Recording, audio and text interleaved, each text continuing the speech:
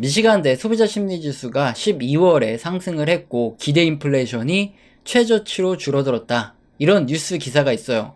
벌써 뭐 소비자 심리 지수라고 하면 이름부터 소비를 제대로 알 수 있는 그런 지표다 이런 생각이 들고, 기대 인플레이션이 줄어들었다 그럼 뭔가 물가가 잡힌 것 같은 이런 생각이 들죠. 자, 그러니까 이제 주식시장에 몰빵을 해야 되는 거 아닌가, 정말 미국 경제가 이제 제대로 살아나는 거 아닌가, 이런 생각이 막 드는데 그렇게 해야 될까요? 결론부터 말씀드리면 이 뉴스에 나온 미시간대 소비자 심리 지수는 세부 지표가 훨씬 더 중요합니다. 그래서 뉴스에 너무 휘둘리면 안 된다 이 말씀을 드릴 텐데, 이 부분 오늘 자세히 한번 알아보도록 하겠습니다.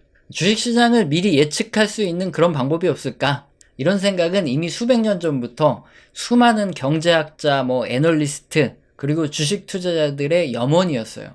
많은 학문적인 연구가 진행됐는데 결국에는 모두 같은 생각으로 귀결됩니다.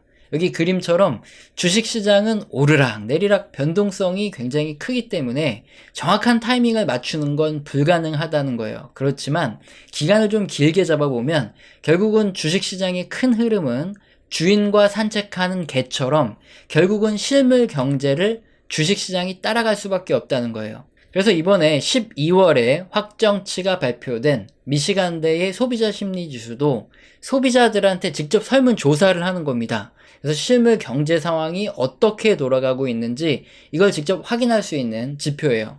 이걸 통해서 주식시장이 어떻게 될지 한번 예측을 해보려는 사람들의 이런 염원이 담겨 있는 거죠. 그러면 조사는 어떻게 하냐? 미시간 대학에서 매달 500명의 개인을 대상으로 50개 항목에 대한 설문조사를 보냅니다. 그리고 그 자료를 받아서 세부 지표와 이 종합 지표를 만드는 거예요. 설문지 내용은 그림과 같습니다. 그래서 개인 재정, 저축, 경제 상황, 물가, 실업, 차량, 가정용 내구재 구입, 주택 구입 등에 대한 이런 다양한 항목에 대한 설문조사를 하고, 응답 결과가 좀 빠르게 도착한 애들을 가지고 예비치를 먼저 발표를 해줍니다. 그리고 자료가 싹 다 오면 월말에 확정치를 발표를 해줘요. 자, 그렇다면 우선 미시간대 소비자 심리 지수가 뉴스에서는 굉장히 중요한 것처럼 나오는데 왜 세부 지표가 훨씬 더 중요하다는 건지 한번 쉽게 알아보겠습니다. 그림의 오렌지색이 미시간대 소비자 심리 지수고요. 녹색이 주식시장입니다. 첫 번째, 주식시장이 반토막 나는 이런 경기 침체가 터지냐 안 터지느냐, 이걸 우리가 좀 미리 알고 싶잖아요. 그런데 2001년 보시면 요 오렌지색의 미시간대 소비자 심리 지수가 쭉 올라가다가 경기 침체가 터지기 직전에 급락을 합니다. 그리고 2008년에도 보시면 소비자 심리 지수가 경기 침체가 터지기 직전에 정말 급락을 해요. 이것만 보면 선행성이 있구나, 이렇게 생각을 할 수 있는데, 좀 더 길게 늘려서 1980년부터 최근까지로 보면 얘기가 틀려집니다. 1991년의 경기 침체 때는 경기 침체가 터지고 나서 그 다음에 소비자 심리 지수가 뚝 떨어졌고, 코로나 때도 마찬가지예요. 경기 침체가 터지고 나서야 소비자 심리 지수가 뚝 떨어집니다. 그러니까 지난 40년간의 자료를 이렇게 길게 보면 선행적으로 소비자 심리 지수가 먼저 움직일 확률은 50% 정도입니다. 사실상 이 정도면 선행지표라기보다는 동행지표다, 이렇게 설명하는 게 맞죠. 물론 50%긴 하지만 주식시장이 계속 상승하라고 있던 와중에 이게 좀 과열된 거 아니냐, 이렇게 걱정이 되는 상태에서 만약에 소비자 심리 지수가 급격히 떨어져 내린다, 그러면 어떻게 해야 될까요? 이제부터 조금 조심해야 되겠구나. 왜냐면 50% 정도의 확률로 경기 침체가 오고 주식시장이 반토막 날 수 있으니까 현금화를 해야 되겠죠, 일부. 자, 그렇다면 지금 현재 상황은 어떨까요? 소비자 심리 지수가 이렇게 올라가고 있습니다. 아직까지 급격한 하락은 포착되지 않아요. 2020년 이후에 계속 떨어져 내리는 소비자 심리 지수가 2022년에 바닥 찍고 이렇게 올라가고 있다. 요것만 가지고 안심하기는, 워낙에 코로나 이후에 급격히 늘었다가 급락했다가 다시 급격히 올라가고 이렇게 변동이 심하기 때문에 지금 상황을 예단하기는 굉장히 애매모호해요. 특히나 이렇게 소비자 심리 지수가 추세적으로 이렇게 우상향을 한다 그러면은 주식시장이 올라가고 경기가 살아난다는 확신이 있으면 그러면 좋다, 이렇게 얘기를 할 텐데 이게 조금 애매모호합니다. 1991년 이전까지만 보시면 소비자 심리 지수는 추세적으로 떨어져요. 근데 반대로 경기와 주식시장은 올라갑니다. 그리고 다시 1991년부터 2001년까지는 소비자 심리 지수가 올라갈 때 주식시장도 올라가고 경기도 다시 좋아져요. 그런데 또 다시 2010년까지는 보시면 소비자 심리 지수가 오히려 떨어지는데 주식시장은 오르고 경기도 살아나죠. 그리고 다시 2010년부터 2020년까지를 보시면 소비자 심리지수가 올라갈 때 주식시장도 올라가고 경기도 좋아져요. 그리고 또 반대로 2020년 이후부터는 노란색 소비자 심리 지수가 뚝 떨어져 내림에도 불구하고 주식시장이 올라가고 경기도 회복을 하고 있죠. 참 이게 애매모호합니다. 그래서 반드시 소비자 심리 지수가 지금 올라가고 있다고 주식시장도 올라가고 경제도 살아날 거다. 자, 이렇게 보기가 좀 애매모호하기 때문에 그래서 소비자 심리 지수는 세부 지표가 훨씬 더 중요하지 이게 발표된 지표만 가지고 알 수 있는 게 굉장히 적습니다. 확률이 50%밖에 안 돼요. 자, 그러면 왜 세부 지표가 훨씬 더 중요하다는 건지 한번 보겠습니다. 그림은 세부 지표 중에서 차량 구매 심리 지표예요. 2023년 차량 구매 심리가 최근에 막 살아나는 듯 하더니 아쉽지만 다시 하락세를 보이고 있습니다. 차량 판매가 앞으로 둔화될 가능성이 커지고 있는 건데요. 이유는 뻔하죠. 자동차 할부 대출 금리가 거의 10%에 최근에 육박하고 있습니다. 당연히 차를 사는데 굉장히 부담스러울 수밖에 없겠죠. 자, 그런데 차량 구매 심리 지수가 왜 중요하냐? 지난 1970년부터 1995년까지 이 구간의 차트를 보시면 여기 짙은 선이 차량 구매 심리 지수고 옅은 선이 실제 차량 판매예요. 약 6개월 정도 구매 심리가 앞서서 움직입니다. 그런데 최근 차량 구매 심리가 2021년까지만 해도 굉장히 높았는데 최근에 심리가 반토막으로 떨어졌는데 올라오는 듯 싶더니 다시 떨어지고 있어요. 앞으로 자동차가 향후 한 6개월 이내 계속 또 조금 판매량이 증가하다가 다시 또 떨어질 것이다. 이렇게 안 좋은 이런 심리가 보여지고 있습니다. 다음으로 미시간대 세부 지표 중에서 주택 구매 조건 지수예요. 사람들이 주택을 구매하기 좋은 환경이냐, 그래서 거래량이 막 늘어날 환경이냐, 아니면 지금 사람들이 주택을 사기 참 나쁜 환경이다. 이걸 평가하는 지표인데 아래로 내려가면 내려갈수록 주택을 구매하려는 사람이 적어지고 거래량이 줄어든다는 뜻이에요. 자, 그런데 그림처럼 미국의 주택 구매 조건 지수는 계속 떨어집니다. 앞으로도 주택 구매는 계속 줄어들 수밖에 없어요. 자, 여기 1970년부터 1995년까지 이렇게 약 25년간의 차트인데 굵은 선이 주택 구매 조건 지수고 옅은 선이 판매 지수입니다. 실제 주택 거래량이라고 보시면 돼요. 보시면 6개월 정도 역시나 심리 지수가 선행을 하고 뒤따라서 실제 판매량이 결정됩니다. 최근에 주택 구매 조건 지수가 심리 지수가 먼저 계속 꺾이고 있기 때문에 향후 6개월 이후에도 미국 주택의 거래량은 늘어나지 않고 계속 줄어들 거다. 이걸 확인할 수 있어요. 자동차도 그렇고 주택도 그렇고 앞으로 거래량이 늘어나기도 힘들고 점점 안 좋아질 거다. 이런 소식들이 세부 지표에 막 나타나고 있다 보니까 이게 딱히 좋아 보이진 않죠. 그리고 특히 주택가 같은 경우에는 최근에 가격은 오르고 있는데 거래량은 떨어지고 있어요. 주식도 그렇고 부동산도 그렇고 정상적인 상황에서는 거래량이 늘고 주가가 같이 오르거나 주택 가격도 같이 오릅니다. 근데 거래량이 없는 상태에서 이게 뭐 점상이라 그러죠. 이렇게 올라가다 보면 결국에는 거래량이 빵 풀릴 때는 선수들은 저점에서 쓸어담고 고점에서 잘 팔고 나오겠지만 그 중간에 따라 들어간 이렇게 추격 매수한 사람들은 잘못하면은 크게 물릴 수 있죠. 그러니까 거래량이 풀리면 오히려 가격이 크게 떨어질 수 있기 때문에 이런 부분은 오히려 긍정적인 부분이 아니라 부정적인 부분이죠. 다음으로 세부 지표 중에 가정용 내구재의 구매 심리 지표를 보면 2020년에 비해서 굉장히 높았는데 지금 이제 반토막으로 최근에 떨어졌다가 그나마 조금 회복을 하고 있어요. 그러다가 좀 추세가 꺾이긴 했는데 워낙에 또 변동성이 있으니까 좀 지켜봐야 되겠지만 여전히 코로나 이전 수준의 구매 심리는 회복을 못하고 있다. 이런 것들이 세부 지표에 나옵니다. 다음으로 미시간대 소비자 심리 지표의 세부 지표 중에 설문 응답자들이 발표한 가계 재정 상황 예측입니다. 앞으로 5년간 이렇게 장기간으로 봤을 때 여러분 가계의 재정 상황이 좀 나아질 것 같습니까? 즉 소비를 더 많이 늘릴 것 같습니까? 이런 질문인데 그림처럼 계속 나빠질 것이다. 향후 5년에도 계속 나빠질 것이다. 이렇게 보는 의견이 굉장히 많습니다. 향후 1년간의 가계 재정 상황도 최근 2023년에 조금 나아지는 듯 싶지만 여전히 2020년 코로나 이전 수준을 회복하지 못할 것이다 보는 의견이 훨씬 더 많은 거예요. 다음으로 향후 5년간의 기대 인플레이션인데 최근에 발표 12월의 확정치 발표는 3.2에서 2.9로 떨어졌다. 이렇게 하면서 막 환호하고 난리가 났어요. 물가 잡히는 거 아니냐 난리가 났는데 어차피 설문조사기 때문에 이 지표 부분 조금 김이 셀 수 있는데 설문조사는 변동성이 이렇게 큽니다. 원래가 이 3%를 왔다 갔다 했어요. 이 오차 범위 냅니다 그냥. 그래서 그게 2.9로 떨어졌다고 뭐 엄청나게 많이 떨어졌다 이렇게 볼 수 없는 게, 이게 뚝 떨어졌으면 우리가 앞으로 물가가 제대로 잡히겠구나 이렇게 생각하지만, 이 오차 범위 내에서 살짝 움직인 걸 가지고 뭐 그렇게 뉴스처럼 대단하게 인플레이션 기대치가 낮아졌다 보기는 좀 어려운 것 같고요. 자, 이렇게 미시간대 소비자 심리 지수의 이 세부 지표들을 살펴봤는데, 자동차, 주택, 가전제품 등 이런 것들은 오히려 앞으로 뭐 6개월 이후까지 잘 안 팔릴 거다. 그리고 가계 재정 상황도 장기적으로 별로 그렇게 좋아지지 않을 거다. 오히려 코로나 이전보다 더 나아지지 않을 거라고 응답하는 사람이 훨씬 많죠. 그리고 뭐 물가도 뭐 그렇게 크게 눈에 띄게 떨어질 거라고 보는 사람은 많이 없어요. 그냥 서서히 떨어질 걸로 보는 거죠.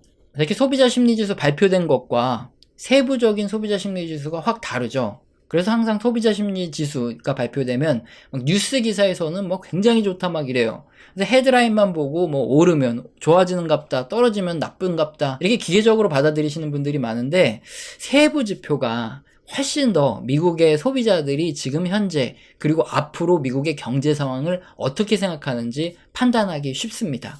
그래서 표면적으로는 지금 뭔가 개선되는 것과 같은 흐름이 나타난다. 그래서 소비자 심리 지수는 올라가는 흐름이 나타나고 있지만, 세부적으로는 이게 좋아진다 보기는 좀 어려운 이런 모양새가 나타나고 있어요. 그래서 표면적인 현상에 따라서 단기적으로 주가가 움직이는 이런 것들을 아주 중요하게 봐야 하는 단기 트레이더 분들한테는 지금 상황이 호재일 수 있지만, 근데 이제 중장기 투자자들은 이제 본질적인 흐름을 보죠. 큰 흐름을 결정하는 것들을 봐야 되는데, 중장기 투자자들한테는 딱히 이게 긍정적으로 흘러가는 상황이 아니라 오히려 좀 부정적으로 흘러가는 이런 상황으로밖에 안 보여요. 그렇기 때문에 단기 트레이더와 중장기 투자자의 이 판단이 지금 확실히 다를 수밖에 없는 이런 국면입니다. 우리 채널에서는 영상 시청하시고 도움되셔서 후원 주시는 감사하신 분들이 계시죠. 제가 말로만 감사합니다 때우지 않고 한 달 동안 소통을 제대로 합니다. 교육 같은 이런 소통을 진행하는데, 여기서는 거시경제의 사이클뿐만 아니라 각 산업의 사이클, 그 업황과 함께 움직이는 종목, 기업들에 대한 얘기도 나와요. 공개된 방송에서는 좀 민감하게 하기 힘든 얘기를 하고 있기 때문에, 영상 하단에 보시면 더보기 누르시면 영상 하단에 설명란 있습니다. 여기서 꼭 읽어보시고 내가 해당된다 하시면 메일 주시길 바랍니다. 그리고 영상 맨 마지막에는 우리 채널에서는 그동안 어떤 얘기를 했고 현재 어떤 의견을 드리고 있다, 이게 중장기 투자자분들한테 도움이 될 만한 얘기를 해드리고 있어요. 그래서 처음 보신 분들은 보시고 도움을 받으셨으면 좋겠습니다. 항상 증거 영상도 계속 올려드리는데 귀찮아요. 그래서 그냥 바로 설명을 드릴게요. 우리 엔비디아의 차트가 바로 우리 흑역사를 그대로 증명합니다. 제가 2019년에 유튜브를 시작했는데 2019년 말에 60% 채권을 가지고 있어라 이렇게 얘기했다가 엄청나게 욕을 먹었어요. 비아냥을 거의 한 2020년 3월 코로나 터지기 직전까지 들었습니다. 그랬는데 다행히 현금 갖고 있다가 저점 매수 이제 해야 된다, 우리 현금 갖고 있으니까 이 얘기했다가 블렌집에 부채질 하냐 이러면서 어마어마하게 쌍욕을 먹었어요. 아니 그러면 이게 맞춘 거잖아요. 그럼 이제 경제 채널에서 뭐 와 이러면서 성지순례 어쩌고저쩌고 하면서 구독자가 늘어야 되잖아요. 근데 구독자가 안 늘어요. 조회수도 안 늘고 구독자도 안 늘어, 맞췄는데. 그런데 왜 구독자가 늘었냐, 이때 국뽕 영상 같은 거, 그때 우리 기업들한테 전화 돌려가지고 일본에서 이제 수출 규제하기로 했던 품목들 있죠. 그런 거 만들 수 있냐? 만들 수 있다. 그래가지고 그거 방송했다가 국뽕 영상이 터져서 국뽕 채널로 떡상했어요. 그래서 그때 잠깐 국뽕으로 갈까 하다가 도저히 못하겠다. 경제 채널 본연의 임무로 돌아오자 해서 이렇게 그때 이제 구독자가 늘은 거지, 이게 저점 매수를 맞춰서 는 게 아니에요. 어쨌든 2020년 이제 하반기 들어가면서 한 6월, 7월, 8월 넘어가면서 엔비디아, 나이키, ASML, 빅테크주들이 아주 자주 언급됐습니다. 저도 이제 샀다고 이때 얘기를 하는 바람에 졸지에 추천주가 돼버렸어요. 물론 이런 채널에서 추천주 이런 건 안 하는데, 어쨌든 2020년부터 계속 존버 인베스트 했던 기간이죠. 그래서 우리 채널 보면은 이제 어디 뜸하게 가 있다가 어디 이제 처물려가지고 마음고생 하시는 분들이 우리 채널에 와서 존버 하라는 거 얘기 듣고 위안을 삼고 가던 때가 2020년부터 2022년 한 4, 5월 요때까지예요. 근데 2022년 4월에 그때 이제 전향을 하죠. 존버가 아니다. 근데 이때 3월부터 4, 5월 뭐 이때까지 계속 기술주에 대한 우리가 갖고 있는 거 요 정도면 뭐 많이 먹었지 않냐 이렇게 매도 의견을 냈다가 얘기도 안 하고 매도로 전환했다. 존버에서 매도로 갑자기 금세 손바닥 뒤집들 바뀌었다 하면서 엄청나게 욕을 먹었어요. 변절자 이렇게. 그래서 그때 댓글창이 다 낀 거예요. 욕을 너무 먹으니까. 자, 그렇게 이제 매도를 해야 되는데 문제는 제가 분할 매도를 하는 바람에 2022년 5월 이후에 급락을 했어요, 기술주들이. 그래서 못 팔고 물렸습니다. 그래서 2022년 내내 영상 보시면은 2023년쯤에 초쯤에 아마 뭐 기준금리 인상 중단 얘기 나오고 뭐 그러면서 반등이 있을 것이다. 그때 팔자. 그때 팔고 그 다음에 이제 현금 잘 가지고 있자. 2022년에 이제 그런 얘기 굉장히 많아요. 왜냐면 이제 경제 지표들이 하나 둘씩 경기 둔화 침체에 대한 얘기가 나오기 시작했으니까 어쨌든 우린 팔아야 되니까. 네. 2023년에 갑자기 반등을 주죠. 그때 이제 제가 계속 금리 인상 중단, 요런 기대감이 커진다, 요 얘기를 했기 때문에 저도 이제 그때 상반기에 이제 분할 매도를 다 마쳤어요. 근데 지금 엔비디아가 이렇게 많이 갔습니다. 제가 뭐 거의 한 200달러 후반에서 300달러 가까이 떼서 거기서 거의 다 매도를 했는데 지금 뭐 거의 500달러 가까이 갔어요. 아, 이거 보면 잠이 안 와요. 그래서 엔비디아를 지금 못 쳐다보고 있어요. 근데 어쨌든 뭐 이제 100달러 부근에서 사서 이제 거의 한 300달러 가까이서 팔았으니까 이제 많이 먹긴 했는데 갖고 있었으면은 거의 한 5배 튀기는데, 아, 이거 참 환장하겠죠. 그리고 지금 뭐 더 올라갈 수도 있다 이런 얘기가 나오면 미쳐요, 사람. 왜 주식을 갖고 있다가 팔았는데 더 올라가면 환장하잖아요. 그래서 지금 약간 이런 흑역사, 이게 벌어지고 있다. 이게 지금 현재 의견입니다. 그래서 어떤 의견이냐? 2020년 코로나 이후부터 2022년 요 초중순, 그때까지가 존버 인베스트였다면 그 다음부터 이제 하나 둘씩 경기 지표가 둔화되기 시작해서 2023년부터는 사실상 이제 침체를 말하는 침체 인베스트예요.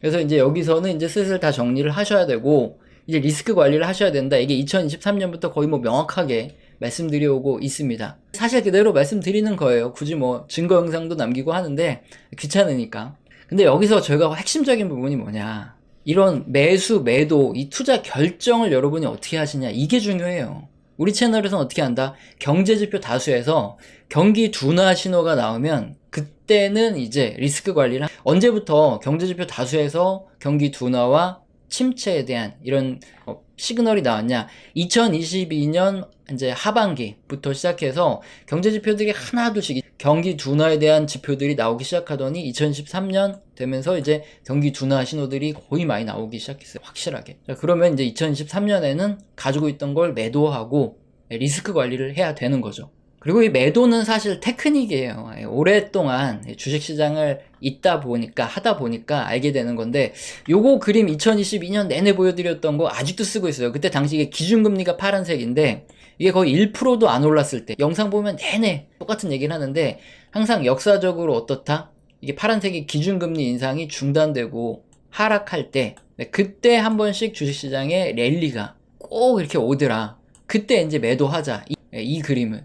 어쨌든 이건 뭐 테크닉이죠. 매도는 그냥 테크닉일 뿐이고 중요한 건 우리는 어떻게 간다는 거죠. 원칙대로 간다는 거예요. 경제지표 다수에서 경기 둔화 및 침체에 대한 경고들이 켜지기 시작하면 그때는 매도. 그리고 다시 언제 매수하냐? 다수 경제지표들에서 경제가 회복되고 있다 이런 신호들이 나타나기 시작하면 뭐 주식시장이 폭락을 하고 있던 뭐 하고 있던 그냥 그때 매수를 하는 거죠.